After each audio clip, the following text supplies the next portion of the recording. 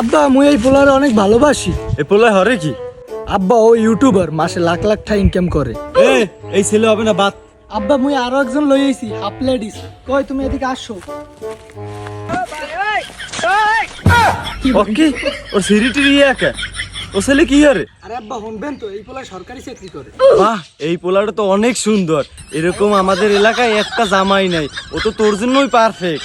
আব্বা ওর মাও সরকারি চাকরি করে, ওর বাপেও সরকারি চাকরি করে। বাবা তুমি আমার মাইকে বিয়ে করবা তো বাবা?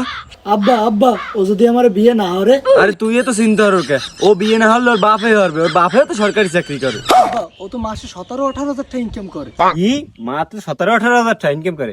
আমি তো মাসে 17-18 লাখ টাকা ইনকাম করি। মাইয়ে দিলে আমার লাগে দেন। তোর মাইয়ে দেওয়াই কেস আইছে সরকারি চাকরিতে এটা বালটুবারের দাদি মনে মাইয়োগ্য রসগোল্লার না চেহারা। বাবা তুমি চিন্তা করবে না, আমার মাইয়ের বিয়ে একমাত্র তোমার লাগেই হবে। কিন্তু বাবা ও তো হাফ লেডিস, হিজলে। চলবে, কোনো ব্যাপার না ব্যাপার না। জামাই চাকরি দেখিয়ে আছে তো?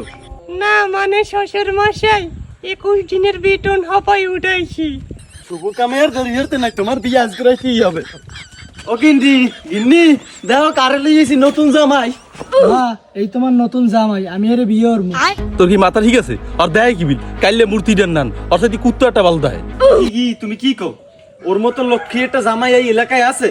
বিলাক ডায়মন্ড। ধুর, তুমি কোনো কথা কবে না। এই কালা দামড়াটার লাগে আমার মাই আমি বিয়ে দেবো না, একদম সেফ কথা আমার। এ তুমি জানো জামাই কি করে? সরকারি চাকরি করে। হ্যাঁ লেরের বাতাস করো। তুই ফ্যানটা সারিয়ে এইটা দিয়ে এক গিলাস শরবত লইয়ে আমার বাবর লইয়া। আরে বাবু তোমার হাতে হইছে কি বাবু? তোমার মতো জামাই আমি একটা খুঁজি বাবু। তোমার মতো জামাই আমাকে বংশে একটা নাই বাবু। আরে বাবু আহ